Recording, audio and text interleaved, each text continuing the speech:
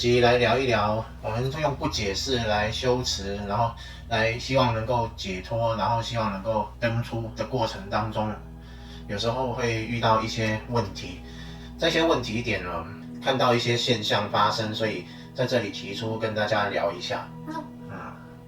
就是说我们有讲过，这个世界是只有3样事情：现象、觉察还有解释。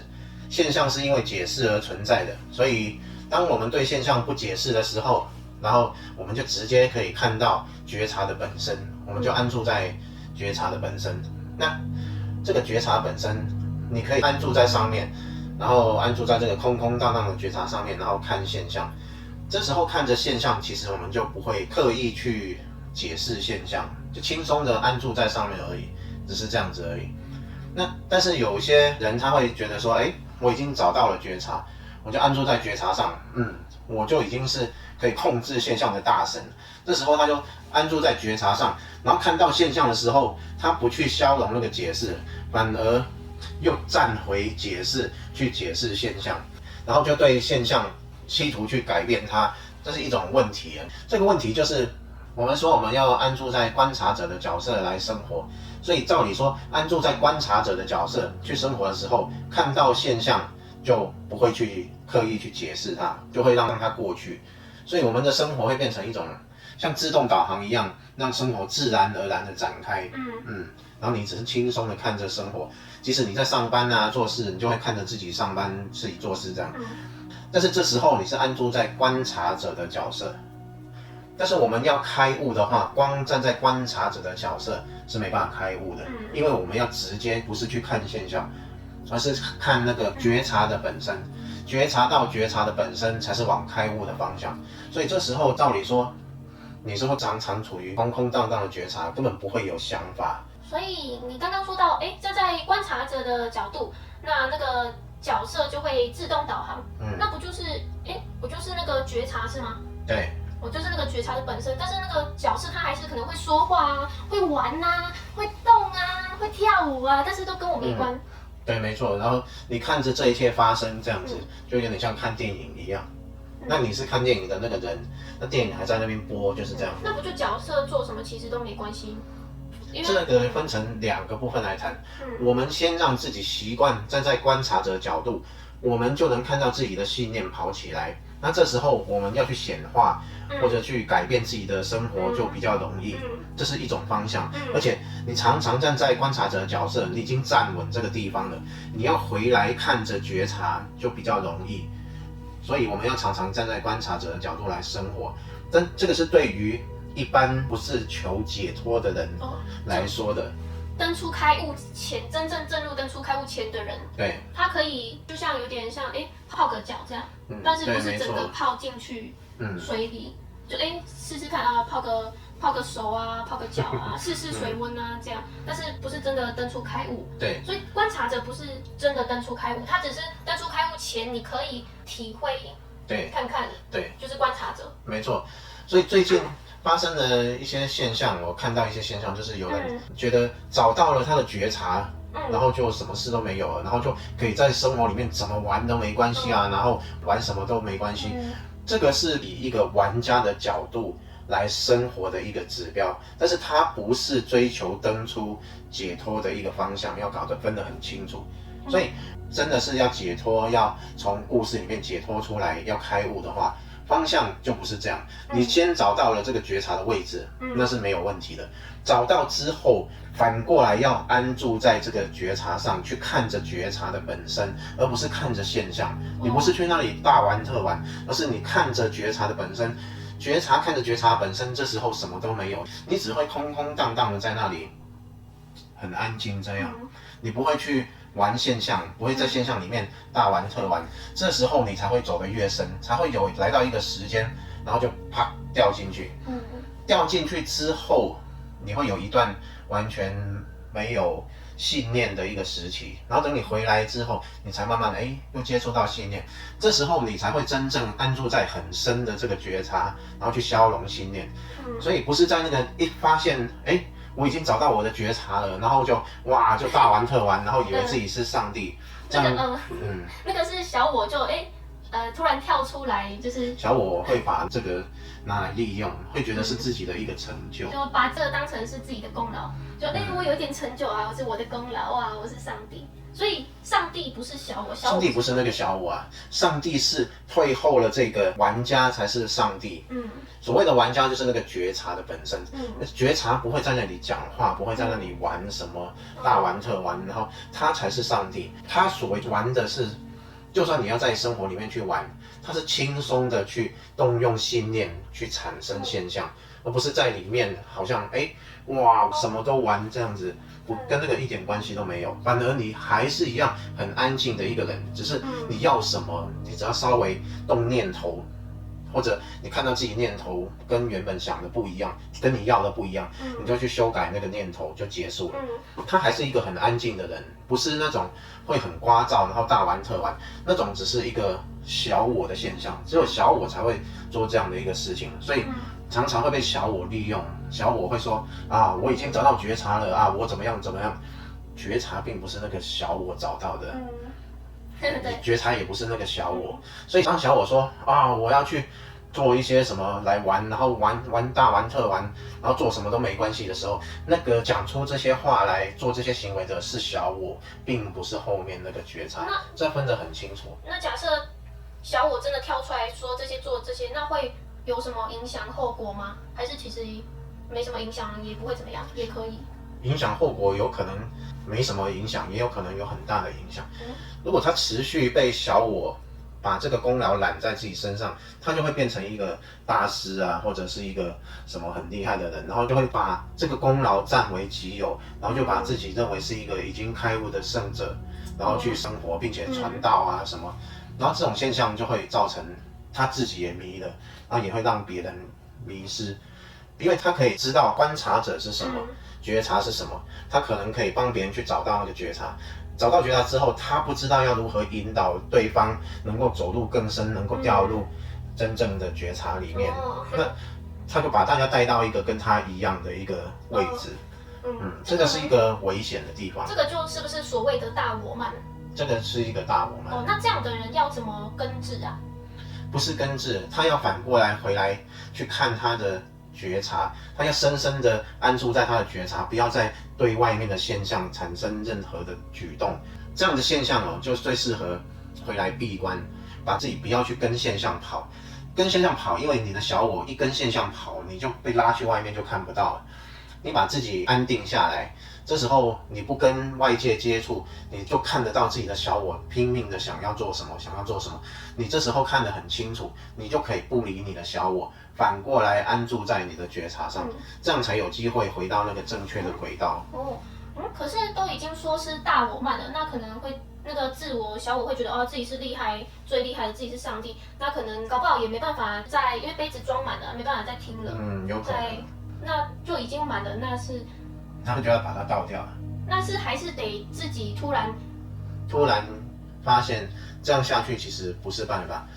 其实我说一个很简单的，就是当我们安住在觉察上，有了一点基础的时候，然后这时候你看到信念就可以消化信念，看到信念可以消化信念，你就会觉得自己可能已经是一个菩萨。但是这种情况在佛学上，它还不是一个真正拥有果位的菩萨。菩萨还有分哦。对，它不是一个初地菩萨。简单的说，你自己去检验就知道。你如果不是每一天晚上做梦都能看着自己进入睡眠，然后看着自己走出睡眠，这样才能代表你一直安住在觉察上。你不是一直安住在觉察上，你还没有那个正量，所以你根本就不是菩萨。所以你不要有了一点点这种觉察的能力之后，你就认为自己是一个菩萨，几地菩萨了，这样只是一种大我慢，跟果位一点关系都没有，还沾不上边。菩萨不是有因地跟果地吗？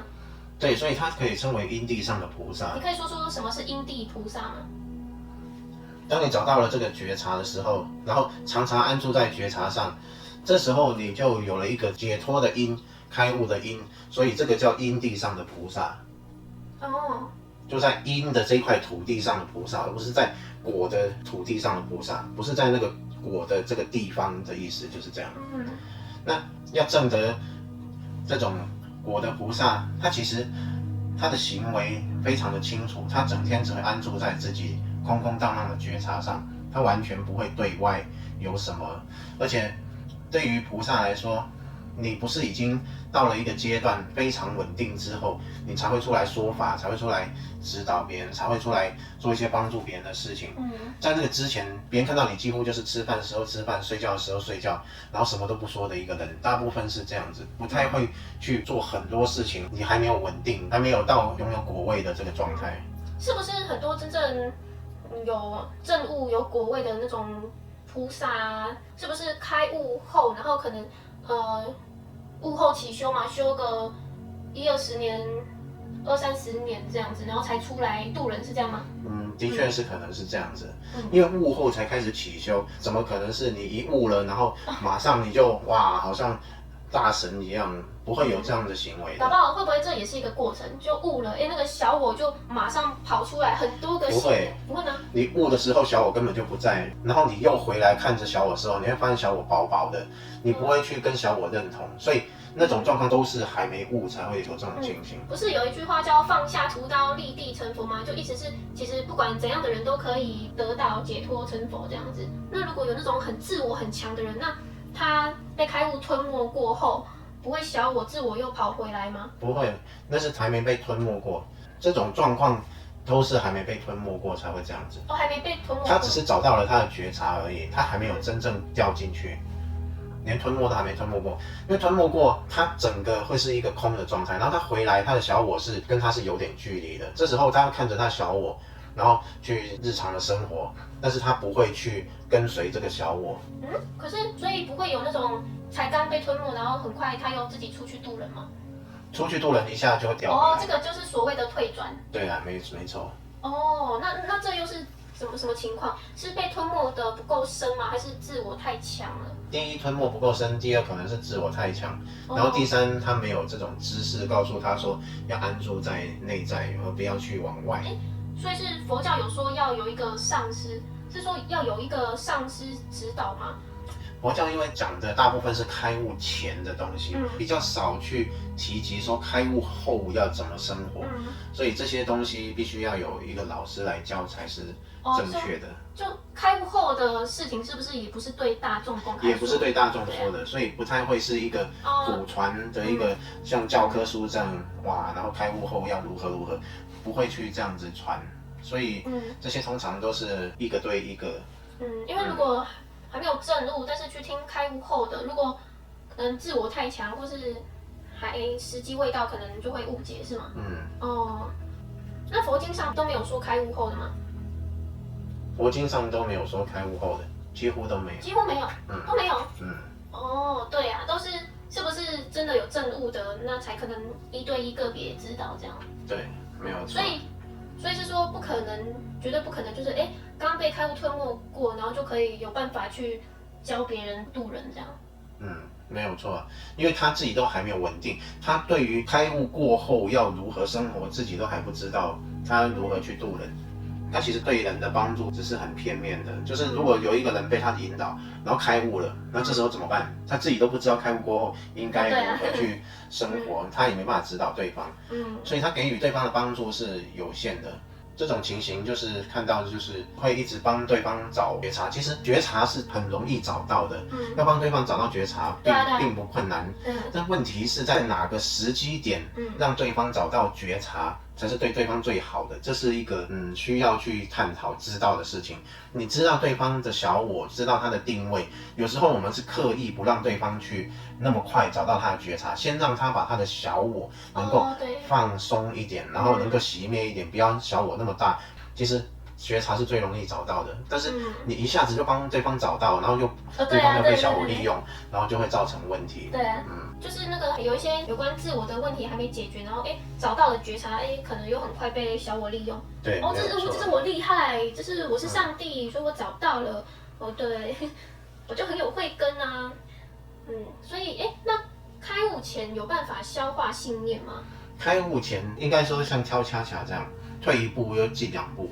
也就是说，你消化了一个信念，你可能又堆了2个信念，所以很难真正一直不断的消化信念，就是这样。所以重点还是直接不解释比较快啦。不解释比较快，不解释让自己真正掉进去开悟才是正确的方向。问题永远都解不完，就是你要解决完这个问题，那你过几天就有问题，所以不如趁没问题的时候赶快不解释。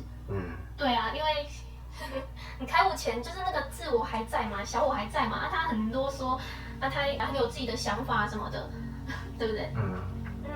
而且是不是角色会变啊？像人会变啊。小我它会演化嘛？它会演化。对，它随着各种不同的现象，它会演化，因为它会把各种不同的环境现象，它可以利用的，甚至连它的觉察，它都可以拿来利用，什么都可以利用，所以它会一直转变，一直演化。那有可能，譬如说，有一个人他目前这个阶段，那个自我是比较薄弱的，就是很虚心，然后是真的谦虚，然后虚心学习这样子，那也很常处在不解释，也没有什么要去做的热情啊，什么都没有，就是想要登出。但是有可能，因为他还没登出嘛，还没被开悟吞没，他还在游戏里，会不会可能过了几个月，他在这段期间还是没有完全彻彻底底的被开悟吞没？那他的角色随时间演变，又突然某个原因、某个事件，让他的小我变成一个自我很强大，然后很想要得到别人认同。那又想要做很多事情，很有企图心的一个人，他错过了他之前，然后就没有真的想要登出了，有没有可能？他错过了？当然有可能啊。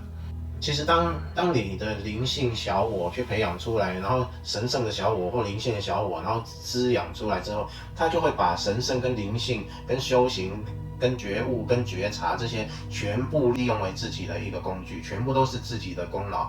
这时候他就会一讲到灵性，其实就是在小我的运用范围，而不是把一切放下。这时候他是完全倒反的，就是本末倒置，就会讲到灵性，讲到帮助别人或讲到什么的时候，他完全就是站在小我去面对世界，就是已经被小我同化了。这些东西原本是要放下的。原本连小我都是要轻松的把它放下来，结果被他抓住了，演化成他的一个工具，就是这样。所以会变成说，他就可能急于要帮助世界、帮助别人，其实那些帮助每一次都是用来证明自己很厉害、很行。就是这样。一切都还是以我们不要面对现象，然后自己登出之后，还是保任在这个空空荡荡的觉察，这才是最正确的。不要急着去面对世界，去面对人群，就是这样。而且那个登出开悟之前，是不是真的每个人都在用自己的滤镜看待别人跟世界？没有错啊，就看到的全都是自己的滤镜吼。对啊，人家开始唱歌，全都是小我。对啊，全都是小我。这样哦，那就是被故事玩了。其实自己被小我控制完了，然后还以为自己走在灵性的道路上。今天这个题目也没有特别的题目，就是提醒一下大家，免得走冤枉路。觉得是不是一切看到的都是自己的滤镜？那些滤镜其实是给自己的一个提醒，是吗？提醒到，然后就反过来安住，而不是提醒到，然后你就攀援。攀援就是外面的现象，你就去抓住它。这叫攀援。这叫攀援。那你要不要举个例？就比如说有人觉得你好棒哦，然后你能不能教我如何找到觉察？然后你就很热心，然后去帮对方找觉察。这个其实你看到的是什么？你看到一个人在那里，然后他叫你帮助，然后你又给予帮助，这整个都是故事性，然后你就觉得帮助完你就觉得很舒服。这整个就是一个外面的现象，然后你相信这是真的，然后你又去做，你就抓住了那个现象，这个就叫攀援。然后做完你就觉得好开心哦，我做了一件帮助别人的事情。那反过来呢？如果它是一种提醒，反过来只是一种提醒，就看到没有人需要帮助，然后他就赶快回来安住在自己的觉察，然后觉察着自己的觉察，而不要看那个有没有人需要帮助这件事情。可是如果这时候眼前一个老太太在过马路啊，她突然跌倒，那这时候不上前去帮他吗？要反过来安住在自己的觉察，就是这个完全两回事啊。刚刚讲的是一个需要攀援，因为你觉得你的修行不错，然后你可以帮助他。老太太这个不一样，老太太跌倒这件事情，你完全不用动用信念的，你就去扶起来，然后走就结束了，就也不会，你也不会因此而有任何的念头。但是如果你因为这样子，你会觉得很开心，那你也中了。很开心也会中哦。对，当然是啊。帮老太太过马路，然后觉得做了一件好事，很开心。对，你攀援。攀援。没错啊。因为谁做了一件好事，那个谁就是你要轻松放下的，你怎么还会去抓住他说，我做了一件好事，你又把我抓得紧紧的，你被那个小我抓住，小我就是会认为说，我做了一些好事，任何事情就是这样，我们如果顺手做完之后，有做跟没有做一模一样，而不是你会认为那是一件事情。所以不能觉得开心吗？当然不能，当然不能啊。那我们都说显化法则，例如说显化法则跟开悟是两回事。你要开悟的人，你就安住在空空当当觉察，一切只是你的觉察，没有这种攀援的事情。所以真的要往登出开悟解脱的，就不能开心，不能攀援。不能开心，不能攀援，不是说不能开心，而是你开心是因为那个小我被滋养了，所以你要非常清楚这一点。所以往显化的在故事里玩，然后但是没有登出正悟的就可以开心这样。那例如说，这样讲起来很奇怪，好像那个你这样就不可以开心，不是说可以或不可以，你要知道你到底在做什么，你是在攀援还是不是在攀援，你是被小我利用还是不是被小我利用，要看得非常清楚。你只是看着一切发生而已，你看着一切发生，你要的是安住在空空当当的觉察，而不是理会那些世间的事。你觉得即使那是一个自动导航，你觉得扶了一个人过马路，然后觉得应该是做，那你就算自动导航去做，做完你还是空空荡荡的，完全不会有什么觉得这是一回事。那如果说像花钱的，我们分享过显化法则，越花越有钱。那我花钱我把钱给别人，我得到一个东西很开心。那是显化的而且同时，对方也很开心这样子。那完全是玩的方面，跟真正要登出的人完全不一样。真正要登出的人，这些都不要。这些都不要。对呀，都不要啊！不用花的开心，不用玩的开心。真的有决心要登出，就尽量安住在空空荡荡的觉察，往内就好，尽量不要去往外攀援，就是这样。因为我们的时间有限，就是生命的时间有限。你如果把时间都用在故事里面，然后你只有花一点点时间在安住在这个空空荡荡的觉察，其实是不够的。你要登出要解脱的话，就尽量在每一分每一秒上面去做选择。你要么就是选择故事，要么就是选择安住在空空荡荡的觉察。每一个时间其实都是一个选择。如果你有决心，你就会把大部分的时间选择在空空荡荡的觉察，就是这样。不攀援的意思是说，我还是可以做事吗？还是可以工作、吃饭、洗澡、打电动、看电视，但是，不要有情绪吗？不是，尽量不要去做世俗事。世俗事，所谓打电动也是世俗事，工作也是世俗事。如果你可以不工作，你就不要再工作了。如果你必须工作，你就空空荡荡的去工作，找一个你不需要太动头脑的事情去工作。因为你是下决心要离开故事的，人生的时间有限，那你就必须要把握时间，赶快往登出的方向。那故事性就尽量去减少。如果能待在一个有正悟的一个上师身边，那更好是吗？那当然更好。对，有一个上师，具有引导人开悟的能力的上师在身边，而且是要正悟的，要已经悟后期修个好几十年的那种，对不对？这篇就是看到一些现象，给大家做一个提醒的作用。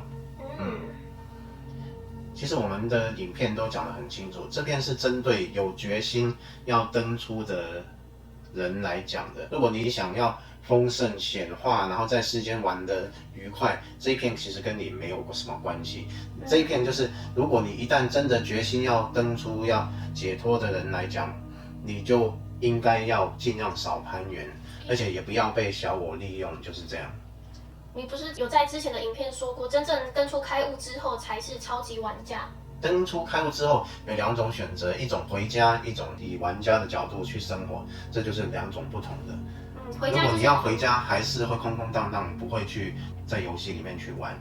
但是你玩家的时候，你就可以在游戏里面去玩，就是这样。但是那也是先安住在空空荡荡的觉察，掉进去之后，然后稳定了之后，然后才回来玩。那个登出开悟之后也要悟后起修嘛，那也要是修了20-30年，这样才可以成为一个真正的超级玩家吗？还是被吞没过就可以是？吞没过一段时间稳定，没有那个马上就可以变成超级玩家，还是要一段时间。要多久时间才会？至少要1-2年。1-2年才会稳定，才会真正稳定。那所以大家都想说，我一开悟，然后沾到一点边了，然后就赶快回来玩啊，怎么样？这些都不稳定，一下就会被故事跟小我吞没。那原本被空空荡荡吞没，结果马上又被现象跟小我吞没了。很多其实只是小悟嘛，墨子说小悟其实不是真的开悟，不是开悟，就是小悟。但是可能会不会，很多人想说，小悟就是很有体会的，其实还差得远，还差得远，其实还差得远，小悟而已。对啊。所以你说的超级玩家是有分的，有分的。开悟前的超级玩家跟开悟后的超级玩家差别又是什么？开悟前的超级玩家只能说轻松生活，不能算是超级玩家。那开悟后的超级玩家呢？那就真正能够用控制信念来显化自己一切的生活所接触到的人事物，那才是真正的超级玩家。不过这也是要一段时间稳定之后才可以这么做。要如何稳定，还是要有人去指导，不是自己用想的。就可以百千万亿化身，或甚至一念变出一个世界。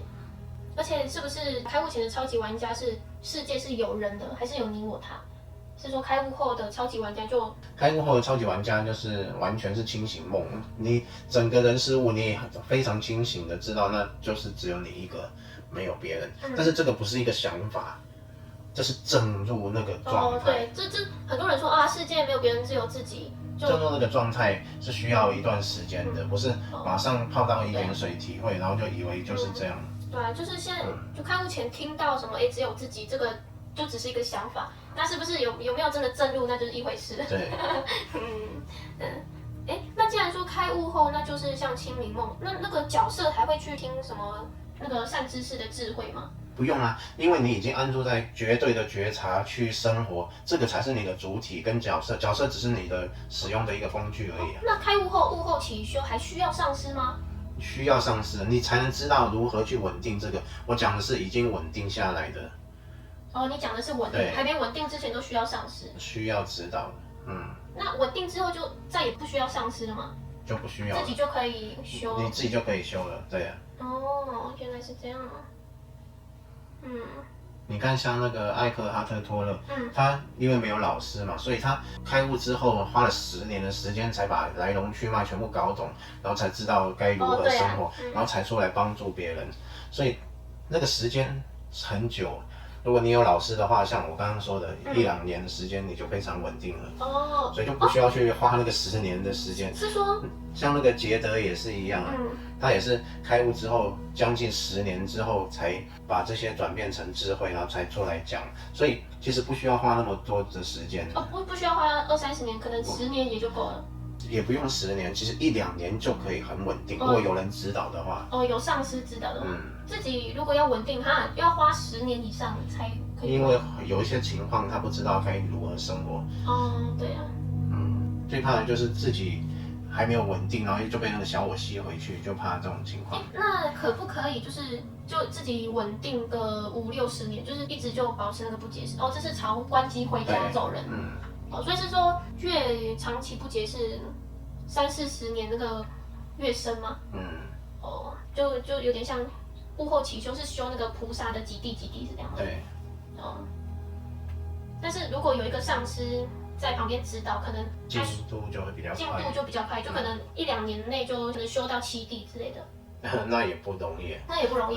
除非是可能前世就修到4地，那这一次如果又有上师指导，那可能2年就修到7地。一辈子了，你能够修到5地，就已经是很好的事情。